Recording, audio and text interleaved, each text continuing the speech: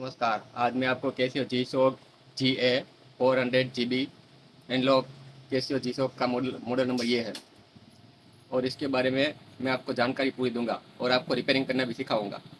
आज उसकी कीमत है इतनी 2026 है, तो आज इसकी कीमत 10,000 के आसपास है। ठीक है, तो मैं आपको पूरी जानकारी इसको दूंगा और रिपेयरिंग करना भी सिखाऊंगा। ठीक है, तो चलो स्टार्ट करते हैं।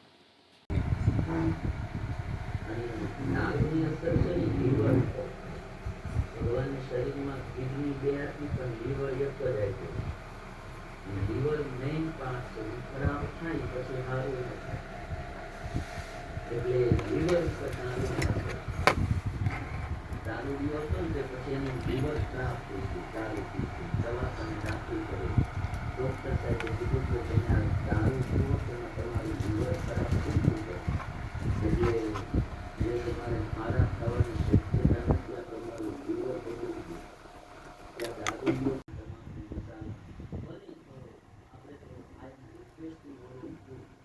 બીજું કંઈ આપણે કહેવાય ને, રિક્વેસ્ટ કરાય કે ભાઈ બને તો આ બધું છોડવું, શરીર સારું. પછી શું થાય, આપણે માંદા પડીએ, છોકરાઓ પાસે પૈસા હોય નહીં, પછી દવાખાને લઈ જાય નહીં, આપણે પીડાવવું પડે, હેરાન થવું પડે. એની કરતાં સમય વળતે સાવધાન છોડી દઈએ બહુ સુખી થાય. અને વ્યસન છોડીને અમારી સુરતમાં એક બાપા લગભગ 40 વર્ષ સુધી એને પીડી દીધી.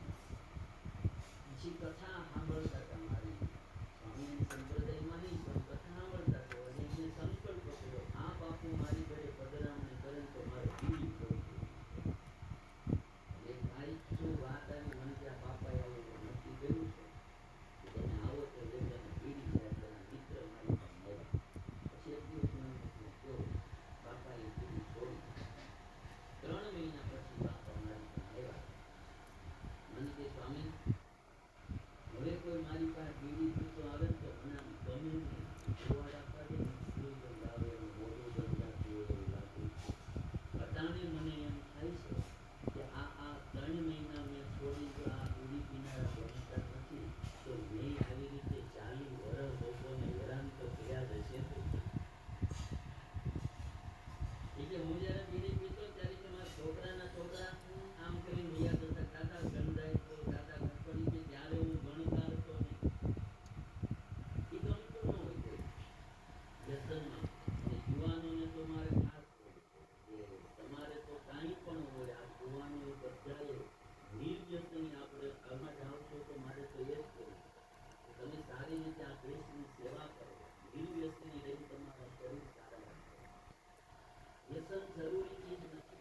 આપણે 100% કોઈ અપેક્ષા રાખતા નથી. 5 પચીને પણ તો છૂટ્યું તો એનું જીવન છૂટે. માણસ ગમે એટલો કાળો હોય પણ એના દાંત ધોળા હોય અને એ દાંતને કાળા મસ્ત કરી નાખનારું કોઈ હોય તો એ તમારો માવા. એક ભાઈને આવી રીતે કેન્સર થયું, ખબર કાઢવા થયું.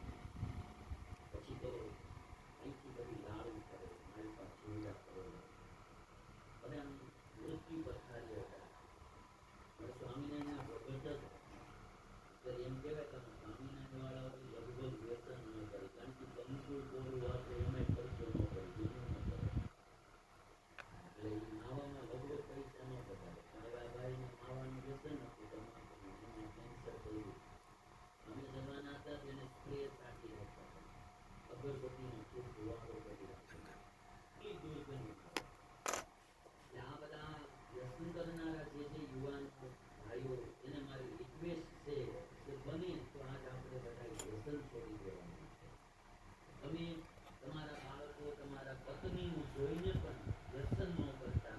કાલ સવારે કાંઈ પણ તમને થયું તો તમારા બૈરી અને છોકરાઓ આવે એ પેલા પાડ બાંધી દીધી.